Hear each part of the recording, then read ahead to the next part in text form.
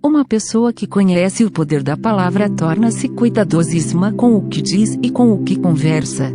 Basta observar a reação que as suas palavras provocam para ver que elas não retornam vazias. Através de sua palavra expressa, o homem está continuamente criando leis para si mesmo. Conheci um homem que dizia: "Eu sempre perco o autocarro. Invariavelmente ele me escapa exatamente no momento em que eu chego." Já a sua filha dizia: "Eu sempre consigo apanhar o autocarro. Com certeza ele vem no exato momento em que eu chego lá." E isso se passou durante anos. Cada um deles havia criado uma lei específica para si próprio, uma para o sucesso, outra para o fracasso. Trata-se da psicologia das superstições. A ferradura ou o pé de coelho não contém em si nenhum poder, mas a palavra expressa do homem e a sua crença de que isso trará boa sorte para ele cria a expectativa na mente subconsciente, e acaba por atrair uma situação de sorte.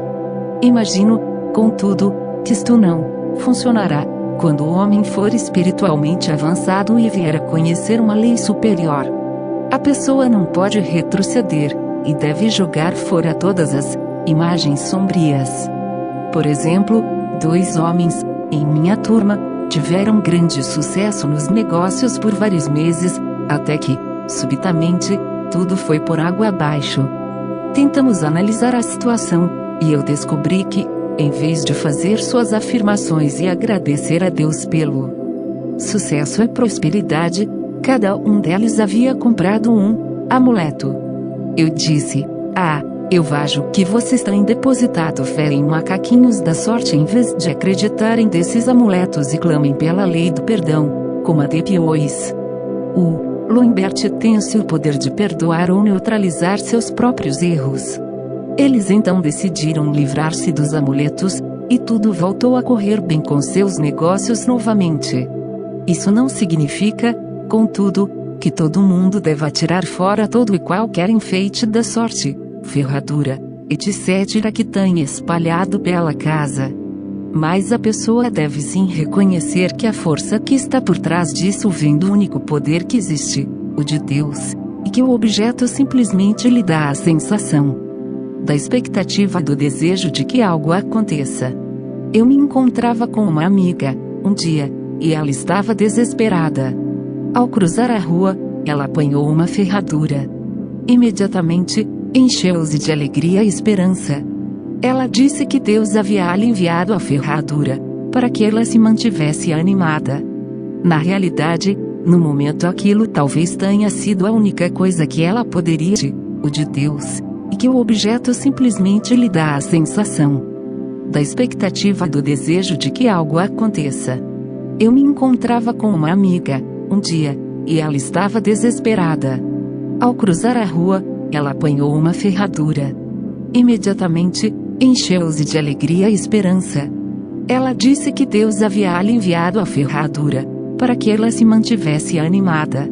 Na realidade, no momento aquilo talvez tenha sido a única coisa que ela poderia. Ela disse que Deus havia lhe enviado a ferradura, para que ela se mantivesse animada.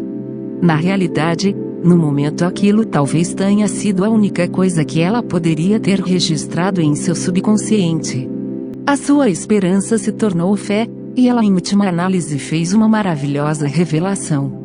Quero deixar aqui bem claro que os homens antes mencionados estavam a depender dos amuletos, e somente destes, enquanto que esta mulher reconheceu o poder simbólico que estava por trás daquela ferradura. Eu sei, no meu próprio caso, custou-me muito livrar-me de uma crença de que uma certa coisa me causava desapontamento. Sempre que aquilo se passava, invariavelmente viria o desapontamento logo depois.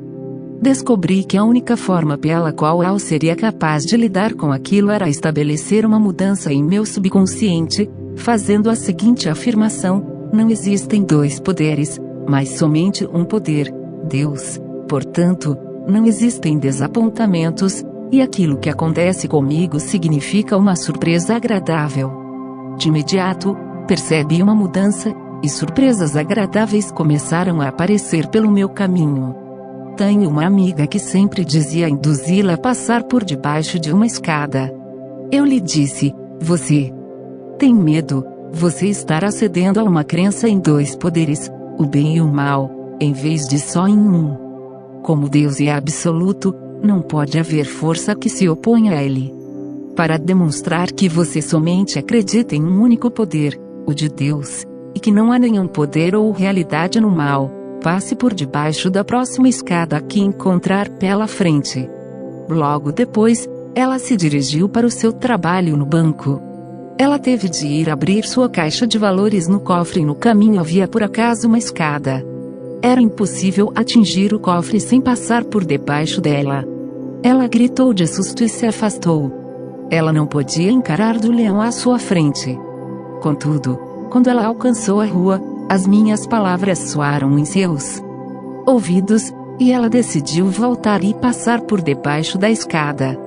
Aquele foi um grande momento em sua vida, pois as escadas a tinham aprisionado por anos e anos. Quando ela fez o mesmo caminho em direção ao cofre, a escada já não estava mais lá. E isso acontece tão frequentemente. Se alguém quer fazer alguma coisa de que tem medo, ele simplesmente não precisa fazê-lo. Trata-se da lei da não resistência, como a qual é tão pouco compreendida. Alguém já disse que a coragem contém mágica e gênio. Encare uma situação sem medo, e não haverá situação ou se já não estava mais lá. E isso acontece tão frequentemente. Se alguém quer fazer alguma coisa de que tem medo, ele simplesmente não precisa fazê-lo. Trata-se da lei da não resistência, como a qual é tão pouco compreendida. Alguém já disse que a coragem contém mágica e gênio. Encare uma situação sem medo, e não haverá situação a ser encarada. Ela simplesmente deixa de ter o peso, a importância que nos parece ter. A explicação para isso é que o medo atraiu a escada que se interpôs no caminho da mulher, e a ausência do medo a retirou de lá. Assim, as forças invisíveis estão sempre trabalhando a favor do homem que estiver sempre puxando as cordas para si mesmo, embora o faça de uma maneira inconsciente. Devido ao poder vibratório das palavras, o que quer que o homem diga, ele começa a atrair para si. As pessoas que continuamente falam de doenças, invariavelmente as atraem.